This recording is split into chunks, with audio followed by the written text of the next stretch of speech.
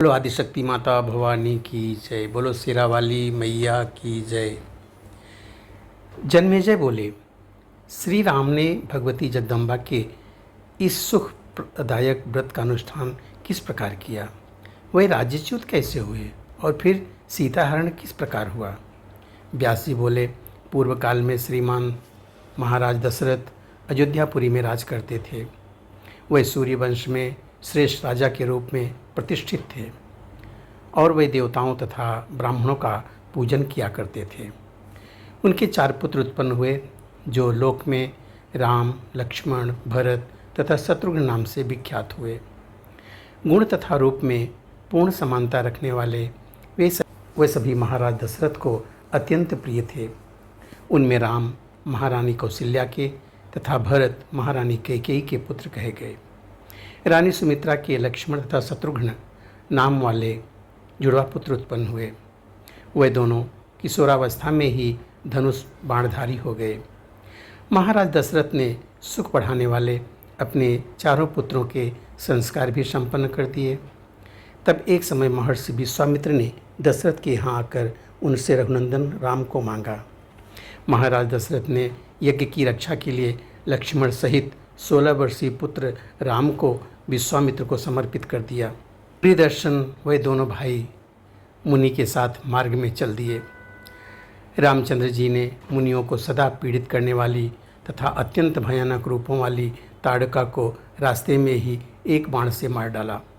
उन्होंने दुष्ट सुबाहु का वध किया तथा मारीच को अपने बाण से दूर फेंक कर उसे मृत प्राय कर दिया और यज्ञ रक्षा की। इस प्रकार यज्ञ रक्षा का महान कृत्य संपन्न करके राम, लक्ष्मण तथा विश्वामित्र ने मिथिलापुरी के लिए प्रस्थान किया। जाते समय मार्ग में राम ने अबला अहिल्या को शाप से मुक्ति प्रदान करके उसे पाप रहित कर दिया।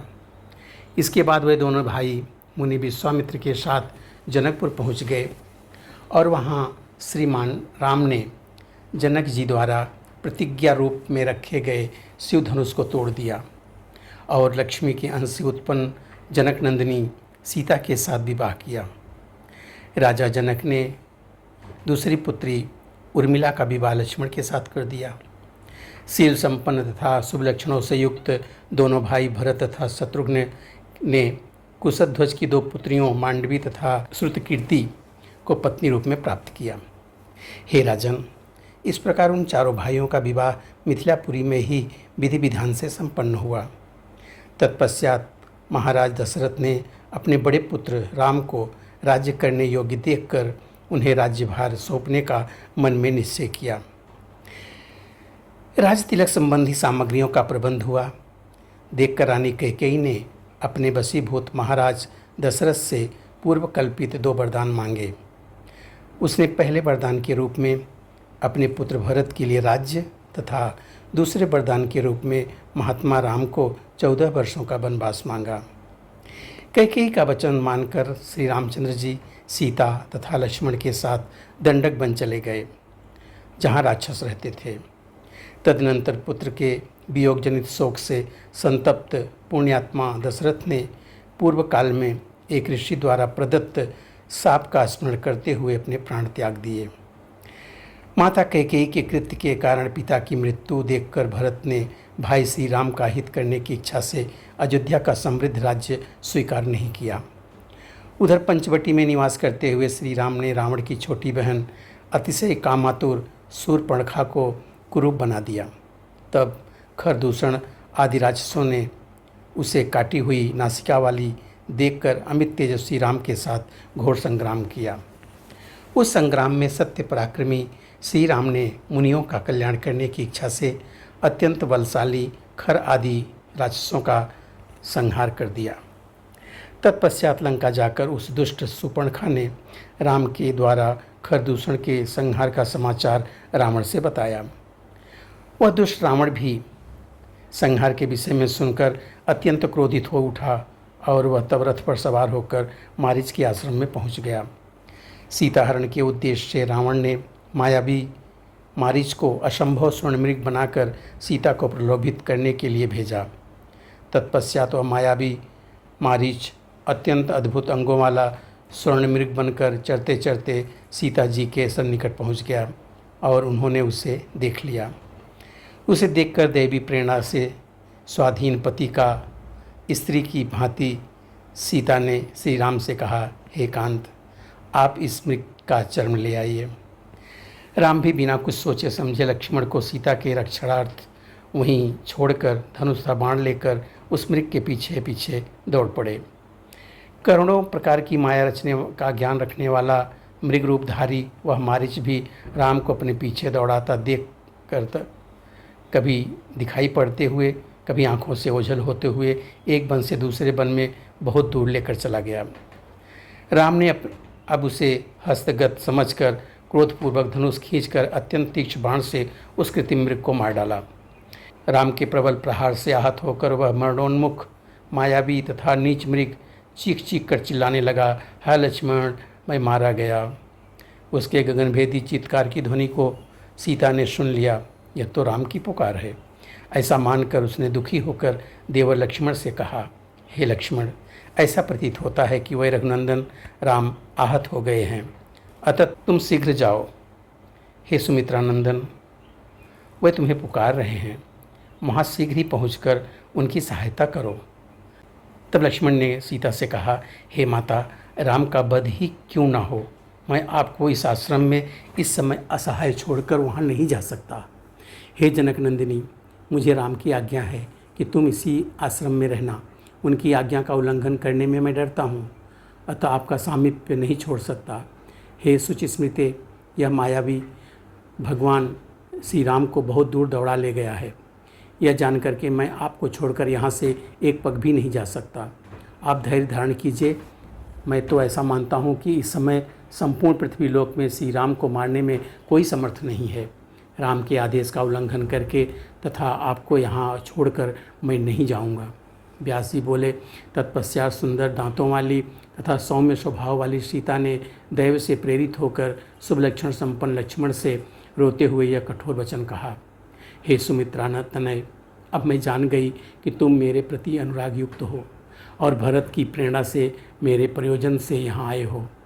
हे कुकुह काधम, मैं इस तरह की स्वच्छंद स्त्री नहीं हूँ। मैं राम के मृत हो जाने पर भी सुख के लिए तुम्हें अपना पति कभी नहीं बना सकती। यदि राम नहीं लौटेंगे तो मैं अपना प्राण त्याग दूंगी, क्योंकि उनके बिना मैं विधवा होकर अत्यधिक दुखी जीवन नहीं जी सकती।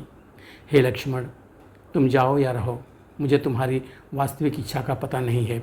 धर्मपरायण ज्येष्ठ भाई के प्रति आपका प्रेम अब कहाँ चला गया। सीता का यह वचन सुनकर लक्ष्मण के मन में अत्यधिक कष्ट हुआ। रुदन के कारण रुधे कंठ से उन्होंने जनक नंदिनी सीता से कहा, हे भूमि कन्या, आप इस प्रकार के अति कठोर वचन मेरे लिए क्यों कह रही हैं। मेरा मन तो यह कह रहा है कि आपके समक्ष कोई अनिष्टकर स्थिति उत्पन्न होने वाली है। व्यास जी ने कहा, हे महाराज जन्मेजय, ऐसा कहकर अत्यधिक विलाप करते हुए वीर लक्ष्मण सीता को वहीं छोड़कर चल दिए और अत्यधिक शोकाकुल होकर बड़े भाई राम को चारों ओर देखते हुए आगे की ओर बढ़ते चले गए। इस प्रकार लक्ष्मण के वहाँ चले जाने पर कपट स्वभाव वाले रावण ने साधु वेश धारण कर उस आश्रम में प्रवेश किया। जानकी उस दुष्टात्मा रावण को सन्यासी समझकर आदरपूर्वक वन्य सामग्रियों का अर्घ्य प्रदान करके भिक्षा देने लगी। तब उस दुरात्मा ने अत्यंत विनम्र भाव से मधुर वाणी में सीता जी से पूछा, हे पद्मपत्र के समान नेत्रों वाली प्रिय, तुम कौन हो और इस वन में अकेली क्यों रह रही हो। हे बामोरु, तुम्हारे पिता कौन हैं और तुम्हारे भाई तथा पति कौन हैं। हे सुंदरी, तुम एक मूढ़ स्त्री की भांति यहाँ अकेली क्यों रह रही हो। हे प्रिय, इस निर्जन वन में क्यों रह रही हो। तुम तो महलों में निवास करने योग्य हो। देवकन्या के समान कांति वाली तुम इस मुनि पत्नी की भांति इस कुटिया में क्यों रह रही हो। व्यास जी बोले, हे राजन, उसका यह वचन सुनकर विदेहतनया सीता जी ने मंदोदरी के पति रावण को दैववश एक दिव्य सन्यासी समझकर उत्तर दिया। दशरथ नामक लक्ष्मी संपन्न एक राजा हैं। उनके 4 पुत्र हैं। उनमें सबसे बड़े पुत्र जो राम के नाम से विख्यात हैं, वही मेरे पति हैं। कैकेयी ने महाराज दशरथ से वरदान मांगकर राम को 14 वर्ष के लिए वनवास दिला दिया है। वह अपने भाई लक्ष्मण के साथ यहाँ पर रह रहे हैं। मैं राजा जनक की पुत्री हूँ तथा सीता नाम से विख्यात हूँ। शिव जी का धनुष तोड़कर श्री राम ने मेरा पाणी ग्रहण किया है। उन्हीं राम के बाहुबल का आश्रय लेकर मैं निर्भीक होकर इस वन में रहती हूँ। एक स्वर्ण मृग देखकर उसे मारने के लिए मेरे पति गए हुए हैं। अपने भाई का शब्द सुनकर लक्ष्मण भी इस समय उधर ही गए हैं। उन्हीं दोनों के बाहुबल से मैं यहाँ निडर होकर रहती हूँ। मैंने आपको वनवास संबंधी अपना संपूर्ण वृत्तांत बता दिया। अब वे लोग यहाँ आकर आपका विधिपूर्वक सत्कार करेंगे। सन्यासी विष्णु स्वरूप होता है, इसलिए मैंने आपकी पूजा की है। सौ के समुदाय द्वारा सेवित इस भयंकर जंगल में यह आश्रम बना हुआ है। इसलिए मैं आपसे यह पूछती हूँ कि त्रिदंडी के रूप में इस वन में पधारे हुए आप कौन हैं? आप मेरे समक्ष सत्य कहिए। रावण बोला, हे हंसनयने, मैं मंदोदरी का पति तथा लंका का नरेश श्रीमान रावण हूँ। हे सुंदर आकृति वाली, तुम्हारे लिए मैंने इस प्रकार का वेश बनाया है। हे सुंदरी, जनस्थान में अपने भाई खरदूषण के मारे जाने का समाचार सुनकर तथा अपनी बहन सुपर्णखा द्वारा प्रेरित किए जाने पर मैं यहाँ आया हूँ। अब तुम उस राजच्युत लक्ष्मीहीन निर्बल वनवासी तथा मानव योनि वाले पति को छोड़कर मुझ राजा को स्वीकार कर लो। तुम मेरी बात मानकर मंदोदरी से भी बड़ी रानी पटरानी बन जाओ। मैं सत्य कहता हूँ, हे तनवंगी, मैं तुम्हारा दास हूँ। हे भामिनी, तुम मेरी स्वामिनी हो जाओ। समस्त लोकपालों पर विजय प्राप्त करने वाला मैं तुम्हारे चरणों पर पड़ता हूँ। हे जनक नंदिनी, तुम इस समय मेरा हाथ पकड़ लो और मुझे सनाथ कर दो। हे अबले, मैंने पहले भी तुम्हारे पिता जनक से तुम्हें प्राप्त करने के लिए याचना की थी, किंतु उस समय उन्होंने मुझसे यह कहा था कि मैं धनुष भंग की शर्त रख चुका हूँ। शंकर जी के धनुष के भय के कारण मैं उस समय स्वयंवर में सम्मिलित नहीं हुआ था। उसी समय से विरह वेदना से पीड़ित मेरा मन तुम में ही लगा हुआ है।